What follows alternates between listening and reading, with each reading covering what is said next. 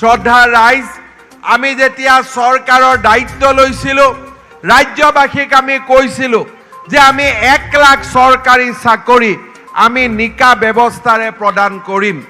ইতিমধ্যে আমি 30,000 চৰকাৰী চাকৰি আমি নিকা ব্যৱস্থাৰে চৰকাৰ 1 বছৰ পূৰ্ণ হোৱাৰ সময়ত আমি প্ৰদান কৰিলোঁ। অহা মাহত আগষ্ট মাহৰ শেষলৈ আৰু আমি 12,000 চৰকাৰী চাকৰি সম্পূৰ্ণ নিকাভাৱে আমি নিযুক্তি দিয়াৰ বাবে সিদ্ধান্ত লৈছোঁ। ইয়াৰ লগে লগে ৰাজ্য চৰকাৰৰ বিভিন্ন পদত বিভাগত খালী হৈ থকা তৃতীয় আৰু চতুৰ্থ বৰ্গৰ চাকৰিবিলাকৰ নিযুক্তিৰ বাবেও 21 আগষ্টৰ পৰা পৰীক্ষাৰ দিন ধাৰ্য কৰা হৈছে।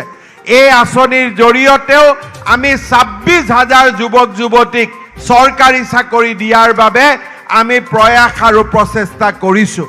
শ্ৰদ্ধাৰ ৰাইজ, এইবাৰ চৰকাৰী চাকৰি আমাৰ কোনেও টকা পইচাৰে নিকিনে, অকল মাত্ৰ মেধাৰ ভিত্তিত আমি চৰকাৰী চাকৰি পাব পাৰোঁ।